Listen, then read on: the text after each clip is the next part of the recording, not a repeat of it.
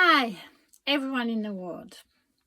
It's been a while I haven't done a video in English. I've done one in French not a long time ago. And I've basically been leaving something that I wanted to share with you.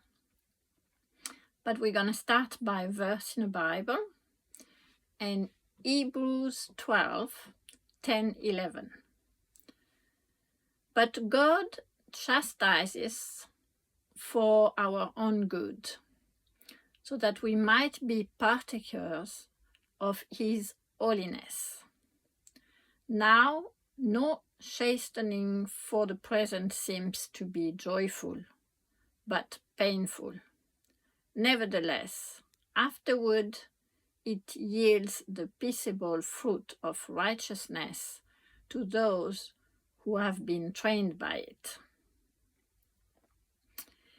So this just happened to me. Basically, God is saying that he can chastise us, that sometimes he's disciplining us. And not a long time ago, a man came to me and asked me to marry him. And later on, 2 months later, he decided not to. And later on again, he changed his mind and decided to come back. And I accepted it. And when he entered in, the way to come back for me is that I live in a motorhome, and so he accepted to come back to live with me in a motorhome. The idea was that he's a Christian and we will do the will of God, and we will advance the work of God together from the motorhome. And the first week it went really well, and later one day this man decided to go to a city, and we went to the city for a few things, come back to the motorhome, and he decided to go again. And I was like, I don't really want to go back, because the motorhome was a bit further from the city in a calm environment, and I liked it there, close to the seaside. And so he said, well, if you don't want to go, shall I go? And I said, yes, you can go. So he went by himself. The plan was that he was coming back around 8 o'clock, and that we will eat together, and that we will have a Bible study after that. And he agreed with it. But later he went to the city, and around 8 o'clock he sent me a message, and he said, I don't think I'm going to come to eat with you. I will come and eat later. The thing is, I had plenty time in my hand, so I actually prepared a nice dinner for us. So I was a bit disappointed, especially because that happened to me on my first time. I wasn't a Christian at that time, and I was with a man for 6 months, and I just came out of a car accident, and I couldn't use really my hands, my right hand. And so I was getting ready as well all the time, every night, to do a nice dinner for him and this kind of things. And this man was into basketball, and he was spending more time with the basketball team basically in the evening than coming back home having dinner with me. And sometimes I will do the dinner, and I will just go to bed because he was still not here. So that was tough, because it happens many times, and did not realize that he just loves basketball. But yeah, I did not think like this. I was just thinking, oh, anytime I do something and he doesn't appreciate it, basically. later on as well, I met another person. I spent a long time with this person. And the last year, it was very tough for him because he wanted it to go back to his country, but he could not really. He could, but he won't be able to come back.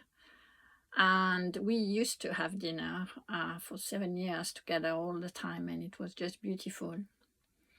But at that time, he had really hard time to know that his mother was old and was in his country. And he didn't want me to come to his country to live. He knew that I will not like it. He was a Muslim. And one day, kind of a mosque, which is just a house where people can go and can be close to God in their way, he was basically spending all this evening there for the last year because he was torn apart between his mother away and being with me in England.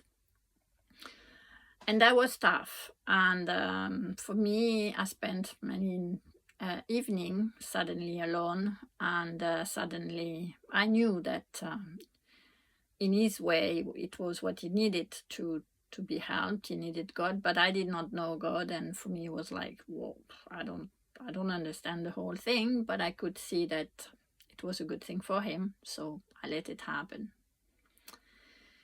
So this kind of, I make a dinner for someone and later on it's not there. I kind of lived it before, and it was difficult. And so this was the first thing that happened again. Later on, around 10 o'clock, this same man came to the motorhome. Fred that came to live with me in the motorhome did not came back, and I sent messages asking if he was well.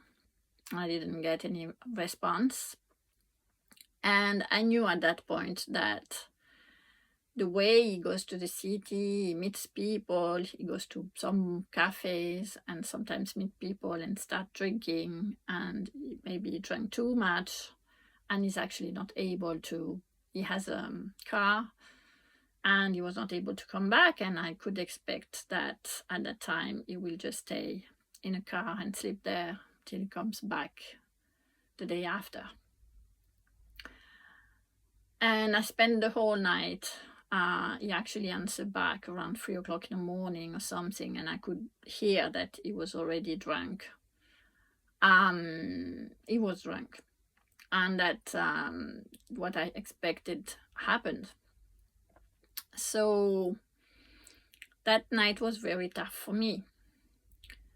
But this is what happened, and basically at the same time, for me, I decided that this was too much, and if it comes to be like this all the time, I won't be able to live with a person like this. And I thought, okay, well, I had the whole night, so I had luggages for him. So I put all his stuff inside the luggages, and I thought I will put it in front of him when he comes back, and he will decide what he wants to do. What happened is that the day after he came back, and he told me in his message during the night that he will stay in a car because he won't be able to come here.